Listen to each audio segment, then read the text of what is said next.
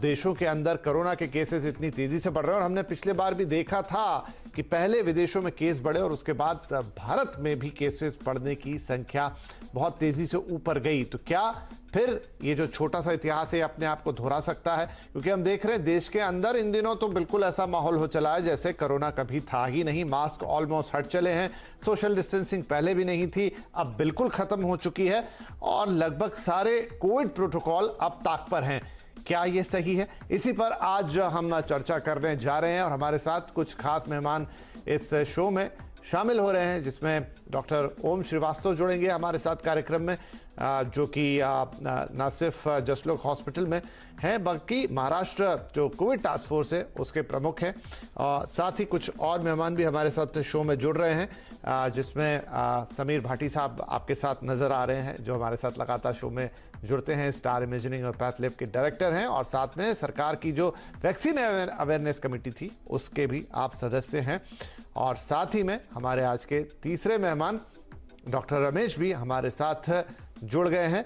आप सभी का बहुत बहुत स्वागत है। तो डॉक्टर रमेश, आपसे ही हम शुरुआत करते हैं कि इस वक्त जो यूरोप से खबरें हमारे पास आ रही हैं, क्या उन्हें लेकर भारत में हमें चिंता करनी चाहिए?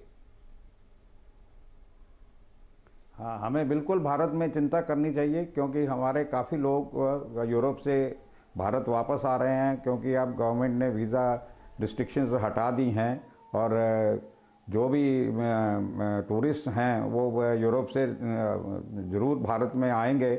और अगर हमने इसको कंट्रोल नहीं किया और क्योंकि यूरोप में डेल्टा वेरिएंट इस वक्त काफ़ी पीक पे है और उसकी वजह से लोग जो हैं काफ़ी संक्रमित हो रहे हैं कोविड से, और वो लोग जो है कोरोना प्रोटोकॉल को बिल्कुल फॉलो नहीं कर रहे हैं। मैंने ये देखा है कि यूरोप में कोई आदमी जो है मास्क नहीं लगा रहा है गवर्नमेंट की रिस्ट्रिक्शंस के बावजूद।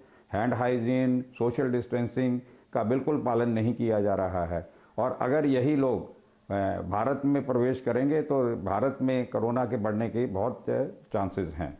जी नहीं, आपने बिल्कुल सही कहा कि यहाँ पर जो है कोविड प्रोटोकॉल का पालन बिल्कुल नहीं किया जा रहा है और इसी के चलते ये सभी दिक्कतें होती हैं। समीर भाई, आप दिल्ली में हैं और दिल्ली के हालात आप देख ही रहे हैं। हम लगातार कहते रहे कि कोविड प्रोटोकॉल का पूरा पालन किया जाए, लेकिन अब भारत में भी लगभग वही स्थिति बन गई है कि न मास्क दिख रहे हैं, न सोशल डिस्टेंसिंग है, हाथ वाथ भी लोगों ने धोना बंद कर दिए हैं। घर में जो सामान आता था अब हम देखते हैं कि जनरली लोग उसको साफ नहीं कर रहे हैं।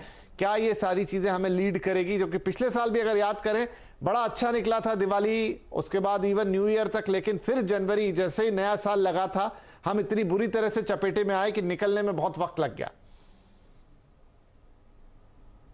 बिल्कुल बिल्कुल। देखिए, अब जिस तरह से अभी लोगों को लग रहा है कि हम वैक्सीनेटेड तो हो गए हैं, तो वैक्सीनेशन के बाद जो लोगों के अंदर ये स्पेसिफिकली देखा गया है कि लापरवाही, उनको लगता है कि अब दोबारा हमें इन्फेक्शन हो नहीं सकता और उनको लग रहा है हर्ड इम्यूनिटी इस तरह से आ गई है। स्पेसिफिकली अभी हम यूरोपियन कंट्रीज़ की भी बात करें, जिस तरह से केसेस बढ़ गए और अभी जैसे डॉक्टर दत्ता ने भी बताया कि वहाँ पर जैसे हमारा सेकेंड वेव में डेल्टा वेरिएंट उसका प्रमुख कारण था। डेल्टा वेरिएंट ही अभी वहाँ पर जो कि ज़्यादा ट्रांसमिएबल चल रहा है।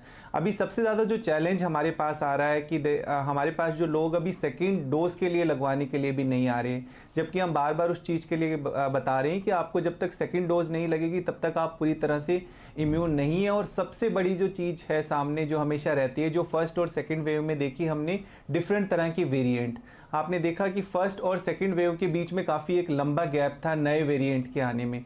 तो जब तक सब लोग वैक्सीनेट नहीं हो जाएंगे तब नए वेरिएंट आने का चांसेस हमेशा से बना रहता है, वो एक सबसे बड़ा खतरा है। तो इस वजह से हमारा अभी, और बच्चों का भी एक काफ़ी बड़ी पॉपुलेशन है जो अभी तक भी अनवैक्सीनेटेड है।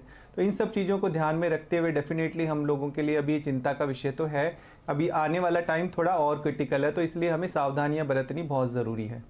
तो डॉक्टर श्रीवास्तव, एक है कि लास्ट ईयर की स्थिति और इस साल की स्थिति जिसका मैं जिक्र भी कर रहा था अभी, कि लगभग ऐसे ही था कि हमारे फेस्टिवल्स अच्छे गुजरे, लेकिन उसके बाद फिर हम बुरी तरह से लपेटे में आए। लेकिन पिछले साल और इस साल में जो बड़ा और अहम अंतर यह है कि हम वैक्सीनेटेड है, करीब 116 करोड़ डोजेज इस वक्त हो चुके हैं और ये वैक्सीनेशन बहुत तेजी से चल रहा है। लेकिन अगर हम यूरोप में भी देखें तो मेजॉरिटी में छोटे देश हैं और उनकी मेजर पॉपुलेशन जो है वो वैक्सीनेटेड है, लेकिन बावजूद उसके संक्रमण फैल रहा है और कई मामलों में गंभीर भी है। तो ये जो नई स्थिति बन रही है इससे क्या हम ये माने कि कोई वैक्सीनेशन ऐसा कोई हार्ड एंड फास्ट नहीं है कि अगर एक बार वैक्सीनेट हो गए हैं तो फिर कुछ होना ही नहीं है? देखिए, सवाल आपका 3 हिस्सों में है। पहली बात, वैक्सीनेशन के बाद भी अगर आपको कोविड होता है तो जो अभी दिख रहा है इस समय, आगे चल के कैसा होगा कह नहीं सकते, लेकिन जो इस समय दिख रहा है वो इन्फेक्शन माइल्ड ही है। ऐसा नहीं है कि जिन लोगों को सेकंड टाइम हुआ या थर्ड टाइम हुआ उन लोगों को आईसीयू जाने की जरूरत पड़ रही है या वेंटिलेटर पे जाने की जरूरत पड़ रही है, या अनफॉर्चुनेटली जिनका देहांत हो रहा है। तो ये स्थिति अभी नहीं आई। मगर आप जैसे आपने ऑलरेडी बताया, जो यूरोप से पिछले बार जब यूरोप में संक्रमण शुरू हुआ तब से लेकर के हिंदुस्तान आने में करीब 6 से 8 हफ्ते लगे। तो अभी देखिए, अभी दिवाली को करीब करीब 2 से 3 हफ्ते हुए हैं। मुझको लगता है कि अभी बहुत संभाल के, बहुत सतर्क से रहने की जरूरत पड़ेगी, क्योंकि अभी तो जो मैक्सिमम रिस्क है वो अभी हम लोग के बीच आया नहीं है। इसमें आप यूं देखिए, जैसे आपने ऑलरेडी बताया कि यूरोप में जैसे फ्रांस है, फ्रांस कहता है कि भाई हमारी 5th वेव ऑलरेडी शुरू हो गई है। जैसे यूके है, जैसे रशिया है, रशिया में करीब 70% लोगों को वैक्सीनेशन दे दिया गया है। बावजूद उसके उनको दिन में करीब 40,000 पेशेंट्स या तो अफेक्ट हो रहे हैं या उनका देहांत हो रहा है, मृत्यु हो रही है। इसलिए ये पैटर्न हिंदुस्तान में कब तक आएगा, कैसा आएगा, कितने रोज रहेगा, इसके लिए अभी मेरे ख्याल से कम आने वाले फरवरी मार्च तक बहुत संभाल के रहने की जरूरत है। ऑलरेडी जैसे बाकी लोगों ने बताया है, एक आरामदेह स्थिति जो लोगों के मन में आ गई है कि एक शॉट ले लिया है वैक्सीन का, अब मुझको किसी किस्म की चिंता नहीं है। इससे बढ़ के भूल नहीं हो सकती है, ये गलती है और लोग